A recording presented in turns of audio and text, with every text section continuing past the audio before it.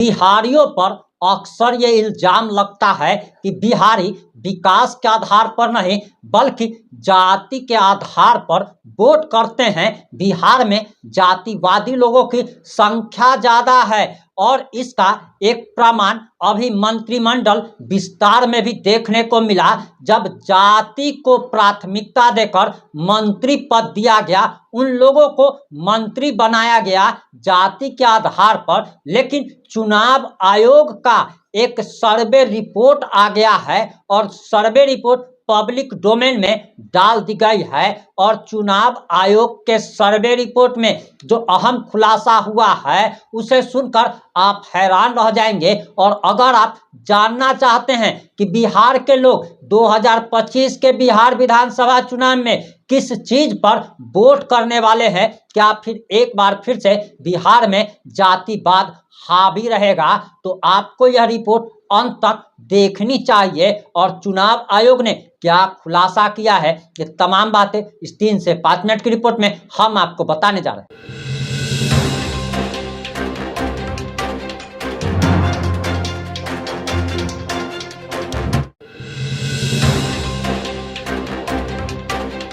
नमस्कार, मैं प्रिंस कुमार सिंह और आप देख रहे हैं पॉजिटिव इंडिया। अगर अभी तक आपने चैनल को सब्सक्राइब नहीं किया है तो खबरों से अपडेट रहने के लिए कृपया चैनल को सब्सक्राइब कर लीजिए। और जो लोग भी ऑलरेडी कर चुके हैं उन तमाम लोगों को सहृदय धन्यवाद। अब वापस आते हैं हम अपनी खबर पर और आपको बताते चले कि बिहार के बारे में कहा जाता है कि यहाँ लोग जाति के आधार पर वोट डालते हैं और सबसे ज़्यादा बिहार में ही जातिवादी नेता हैं, जैसे कि चिराग पासवान, ये अपने आप को पासवानों का नेता कहते हैं। फिर देख लीजिए पप्पू यादव हो या फिर तेजस्वी यादव हो, ये लोग अपने आप को यादवों का नेता कहते हैं। जीतन राम मांझी अपने आप को मुसहरों का नेता कहते हैं। मुकेश सहनी अपने आप को मल्लाहों का नेता कहते हैं। तो ऐसे ऐसे तमाम नाम हैं जो कि जाति के आधार पर राजनीति करते हैं। लेकिन चुनाव आयोग की रिपोर्ट ने बड़ा खुलासा हुआ है और चुनाव आयोग ने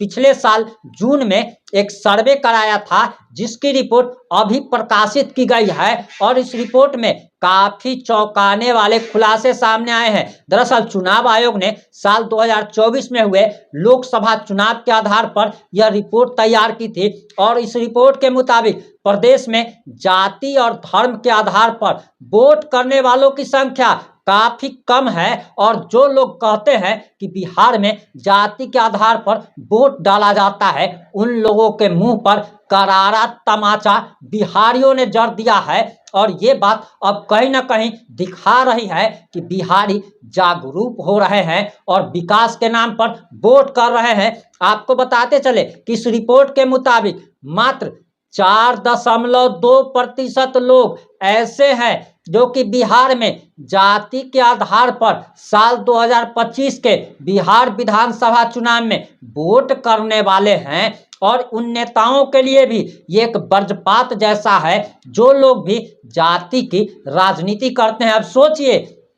कि 100 लोगों में से मात्र 4 लोग ही जाति के आधार पर वोट करेंगे, तो अब आप ये जानना चाहते होंगे कि आखिर 96% लोग किस आधार पर वोट करने वाले हैं। तो आपको बताते चले कि 4.2% लोग जाति के आधार पर, वहीं प्रत्याशी के धर्म के आधार पर वोट करने वाले लोगों की संख्या मात्र 1.1% है। वहीं प्रदेश में 32.2% लोग ऐसे हैं जो कि किसी न किसी दल के समर्थक होने के नाते वोट करने वाले हैं और पार्टी के कैंडिडेट को वोट किया था। वहीं 33.9% लोग ऐसे हैं जो कि प्रत्याशी के चुनाव प्रचार प्रसार के आधार पर उनको वोट देंगे। आसान भाषा में कहा जाए तो प्रत्याशी या उनके प्रतिनिधि ने वोट मांगा था, इसलिए उन्हें वोट दिया गया। और सबसे ज्यादा 41.4% परिवारों ने 41.4% लोगों ने कहा कि हम विकास के नाम पर वोट देंगे।